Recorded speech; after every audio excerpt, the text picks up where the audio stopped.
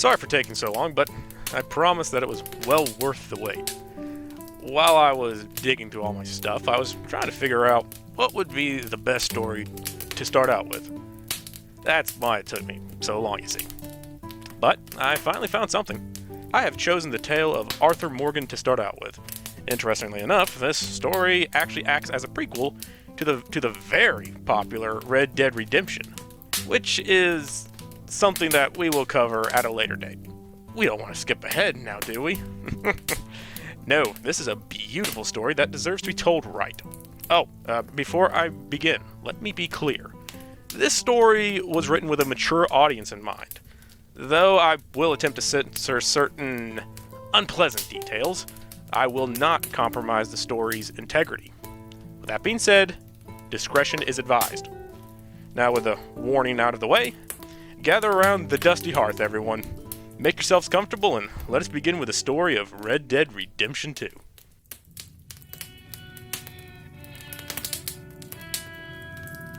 By the year of 1899, the age of outlaws and gunslingers was at an end. America was becoming a land of laws, and even the West had mostly been tamed. A few gangs still roamed about, but they were all being hunted down and destroyed.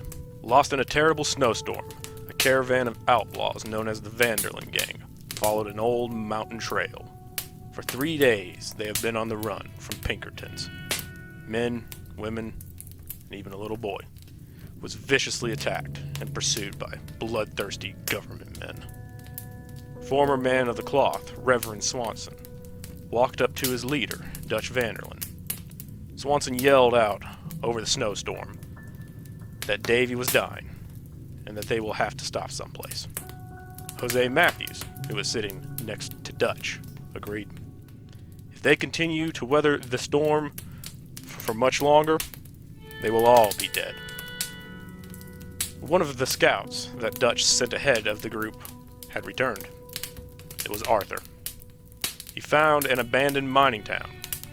It surely wasn't the best place to make camp, but it was by far better than the alternative. Arriving at their newfound shelter, Davy was carried inside and everyone else soon followed. They were too slow. The man had passed before he could make it inside and die in a more peaceful manner. With everyone still freezing and shivering from the storm outside, they all stood silent in the room. They had lost almost everything. Most of their belongings were back in Blackwater, and the whole situation also took a few of their families' lives away. They needed something to hold on to. Dutch spoke. Listen to me, all of you, for a moment. Now, we've had, well, a bad couple of days. I loved Davy, Jenny, Sean, Mac. They may be okay. We don't know. But we lost some folks. Now, if I could throw myself in the ground in their stead, I'd do it, gladly. But we're gonna ride out, and we're gonna find some food. Everybody, we're safe now. There ain't nobody following us through a storm like this one. And by the time they get here, well, we're gonna be long gone. We've been through worse than this before. Now, all of you, get yourselves warm. Stay strong. Stay with me. We ain't done yet. With that, Dutch and Arthur rode back out into the storm. Thankfully, it did not take them long to find one of the people that they were searching for, Micah Bell. Dutch asked if he had found anything. Turns out Micah had. There was a homestead not too far away, strong, warm, and big enough that it fit everyone. The people inside seemed to be in good spirits, too. The place was ablaze with light and noise. Sounded like a party. Dutch wanted to check it out. Micah led them further into the dark, freezing winds. Arthur was curious if Micah had seen John. Unfortunately, he had not. Micah hadn't seen much of anything once the storm blew in. Arthur was optimistic about John's disappearance. In his own words, things always turn out right for that boy. Riding up next to Micah, Arthur talked with him a bit. Turns out the two are not on the best terms with each other, but it's not at the point to where they would shoot each other. Maybe. After a bit of back and forth, the trio arrived at the homestead. It wasn't much to look at, but it was a quaint little place. A decent-sized log cabin with a small barn. And as Micah said, it sounded just like a party. Bright lights, laughter, and music. Perfect for what the Vanderlands needed. Not wanting to intimidate the residents, Dutch told Arthur and Micah to go hide. Arthur took to inside a shed, while Micah hid behind a cart. With the two out of sight, Dutch called out with a loud, "Hello!" The music stopped, and the dancing shadows in the windows became motionless. Dutch, not hesitating, called out again. This time, a man came walking out of the front door. The man asked in an almost hostile tone, "What you want?" Dutch explained that him and his friends were lost out in the snowstorm and needed shelter. More men came out, all with guns clearly showing, but thankfully holstered. As Dutch continued to beg the group for help, Micah made a discovery, drawing both his pistols. A man's corpse was stored on the wagon that he was next to.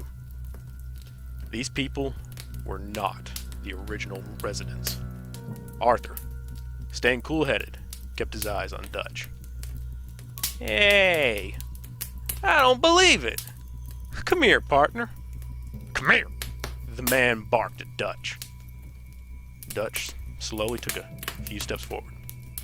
"It's Dutch Vanderland. Whoo! Colm is gonna shit!" Arthur fired a bullet clean into the man's head, and a firefight broke out. As Dutch ran for cover, more men came out of the house. They didn't last long. Our trio of heroes were all stone-cold killers with excellent aim. The ruffians that took over the home learned this all too well, as their own blood painted the white snow. As the men's screams fell silent, and the still smoking guns cooled, Dutch yelled out in frustration. No one knew for sure why Connor O'Driscoll had his men out in the mountains. They were too far out of their own territory. Arthur and Dutch entered the cabin, while Micah kept watch outside. It was very homely. There was a big open space inside of the cabin, a kitchen area in one corner, a single large bed in the opposite one, and a dining table in the middle, next to a crackling fireplace. With no time to spare, the two men began grabbing food, medicine, and whiskey. As they searched, Arthur studied his surroundings closely and found a picture on the mantel above the fireplace. Just a husband and wife. He must have been the corpse that Micah found. On the back of the photo was some writing. Jake and Sadie wedding, September 7th, 1896. They hadn't seen the wife yet. Maybe she got away.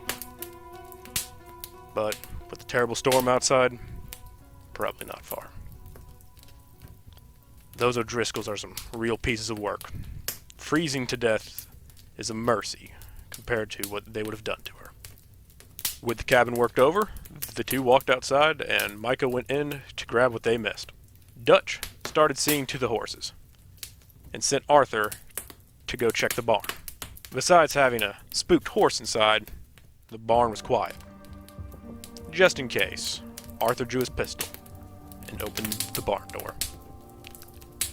Completely empty, aside from the horse. With Arthur's attention on the animal, his guard was down. and a man jumped down into Arthur with a crashing thud, knocking his gun away. Both of the men, unarmed, quickly stammered to their feet and raised their fists. Arthur was not a small man. He is well built and strong. Unfortunately for his would-be ambusher, Arthur is also a fine boxer.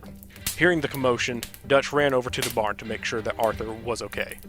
Seeing his friend in good shape and currently beating the tar out of Ann O'Driscoll, he casually lit up a cigarette and watched the spectacle unfold. All of Arthur's punches hit their mark time and time again. With the man's face looking more like a bad strawberry pie, he fell to the ground. The man, being unable to fight back, was completely at their mercy. Arthur wanted to kill him right then and there, but Dutch had other plans. No, not yet. Find out what they're doing here, and where Colm is. Arthur immediately got to work. With one hand, he grabbed the bloody man, and in the other, he swung. Colm was at an old mining camp, southwest of the homestead. Apparently, the O'Driscolls are planning on robbing a high-profile train, and need dynamite to blow the tracks. With the information beaten out of him, Dutch left the man to his fate with Arthur. He didn't care how Arthur handled it. Dutch got all he needed. As the man begged for his life, Arthur remembered the wedding picture and wrapped both his hands around the O'Driscoll's throat. Barely being able to put up a fight, a sudden crack escaped his neck, and the man was dead. Grabbing his pistol and the horse, Arthur left the barn, returning to Dutch by the cabin. A scream rang out from the cabin. Arthur, rushing inside, found Micah chasing a terrified and angry woman around the table. She was hiding in the cellar. Dutch was yelling at Micah to back off, but he wouldn't listen. "She's an O'Driscoll!" Micah yelled out. Annoyed with chasing her, Micah flipped the table between them, breaking a lantern and starting a fire. Dutch had enough of this and pulled Micah back, getting in between them. Telling the woman that they were not O'Driscolls, Dutch somehow calmed her. With a better look, Arthur recognized her. She was the wife in the picture. She spent who knows how long in that cellar, listening to what the O'Driscolls did to her husband. At least she was alive. With the cabin burning down around them, they all left for outside. Her life completely destroyed. Dutch had her put on his horse and offered safe refuge until she could get back on her feet. They may have not been good men, but they weren't as bad as O'Driscolls. As they rode off back to camp, with her home engulfed in fire, Dutch asked for her name. After a little hesitation, she answered. Adler. Mrs. Sadie Adler. With dawn came finally some good news. The storm had lightened up. Arthur walked out to the building where mostly everyone was gathered to warm up and check in with everyone. He wasn't in there, but only for a few moments before Abigail, John's, beloved, if you will, quickly walked up to him. She had a request to make, and Arthur knew exactly what it was about. John had been missing for 2 days now, and she wanted him to go out and find John. Arthur had no interest. Your John will be fine.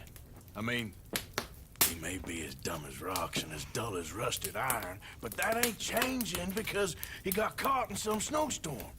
Jose spoke up, telling Arthur that everyone was worried about him.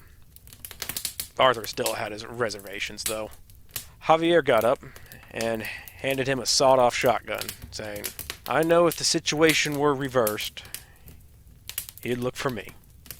Reluctantly, Arthur grabbed the shotgun and rode out with Javier to look for John.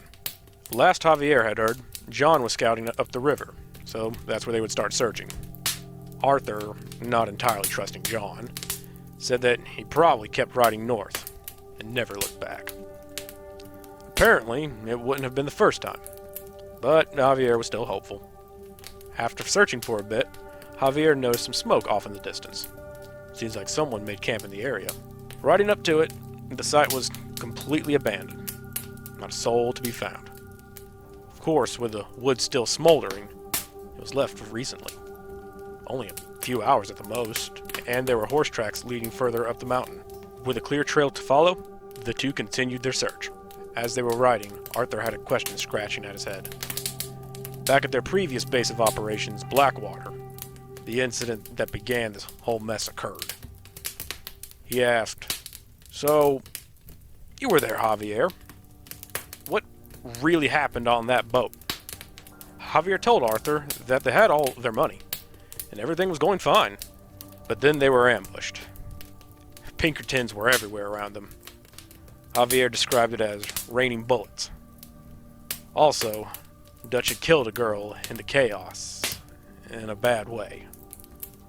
Arthur, immediately picking up on this, said that that wasn't like Dutch. But, as Javier described it, it was a bad situation. Davy, Mac, and John, they all got shot. And Sean, he got separated, and they still can't find him. By the time Arthur showed up, the Vanderlins were just barely hanging on. The snow started to blow again, but thankfully nothing like it had been the days prior. This did cause concern, however. If they didn't hurry, the tracks would be lost in the fresh snow. And John lost. As they rode up the mountain, that's exactly what happened. Not being deterred, however, Javier pushed on, hoping to pick up the trail again further up. He was right. Once they were above the clouds, everything was clear, and he could see something lying in the snow. It was a horse. It was John's horse. However, it was dead. No question about it. Guts ripped out and bones showing. With any luck, hopefully John did not share this fate and was close by. Javier pulled out his pistol and fired a round into the air and waited. Off in the distance, a cry for help was heard. It was John Marston. He was alive. It sounded like John stuck himself in an area where the horses couldn't follow. So, Arthur and Javier dismounted and followed John's yelling on foot. The two had to be careful. They were very high up. One wrong step, one wrong move. They were goners. Even though the path was far from safe, they made it to John all the same. He didn't look good. Filthy, shivering, and covered with what is presumably his own blood. But all that mattered was that he was still alive. For now, at least. Arthur picked him up on his shoulder and carried him to where the horses were. However, they were being watched very carefully. With a howl that cut through the wind, a pack of wolves started running at them. John was an easy meal. They could smell his blood. Arthur quickly handed John over to Javier so that he could protect them with a shotgun. 2 barrels, 3 wolves. Not good numbers. The shotgun bucked twice, and 2 of the wild beasts were dead. But the third closed the distance and bit down on Arthur's arm. Good thing he was still wearing thick clothes. Otherwise, those teeth would have dug in too deep. Kicking the wolf back, Arthur quickly threw 2 shells into the barrels and blasted the wolf to hell. With the 3 wolves dealt with, the 2 loaded John onto Javier's horse. They quickly rode back down the mountain in the direction of camp, but the pack was still hungry. More wolves joined the hunt and chased them. Even though the horses were fast, the wolves were faster. There were too many for Arthur to deal with on foot. If he dismounted and tried to distract them, he would be eaten alive. Holding his sawed-off shotgun in one hand, he fired at the wolves. Not having time to reload, he stashed the shotgun and drew his pistol. 6 more shots rang out, echoing across that frozen hell, and all except 1 wolf was still alive, preparing to make a bite at John. Arthur spurred his horse hard to go faster, and stomped the last wolf's head into the ground, with the rest of the pack hopefully backing off. Javier and Arthur, with John barely alive, made it back to camp. Overjoyed at their arrival, Abigail ran out to them and berated John. With help from the group, John was rushed inside to be tended to and rest. Making sure that John would hear it, Arthur asked Jose if any more fair maidens needed to be rescued. With a chuckle, Jose shook his head and said, "No, not today." After a brief pause, Arthur asked Jose if they had a plan yet. He answered, maybe. Once the weather breaks, the group will pack up and head east. Arthur did not like that at all, moving closer to all that civilization. But they didn't have a choice. Their problems were following them from the west. The rest of the day came and went. No other excitement to be had. The past few weeks have been very hard on the Vanderlands, but they scraped by with what they had. Right now, they had to focus on their very survival. Nothing else mattered. Sitting in his room the following morning, Arthur scribbled in his journal. We have been running for weeks. We found shelter and been resting here in some old abandoned mining town while we wait the thaw. Hardly the spring I had been hoping for. Done writing, Arthur stepped out of his room to find Dutch and Jose sitting in front of the fireplace. They were talking about what to do next. Dutch is focused on getting some money and heading back out west, putting a greater distance between them and Uncle Sam so that they can go into hiding. Jose was worried about the plan, but did not doubt Dutch. He was their leader after all, and Dutch always had good plans. After Dutch walked off, Jose and Arthur spoke for a bit. It's bad, but Dutch always takes care of everyone. Jose agreed, but was still worried. With the conversation over, Arthur opened up the door and walked outside to see what needed to be done today. Well, I suppose that's a good place to stop for today. I know that some of you want to continue reading, but a good story is told slowly. You wouldn't want the whole thing to be covered in one day, would you now? No. No. We will pick this up later. Have a good day, everyone, and stay warm.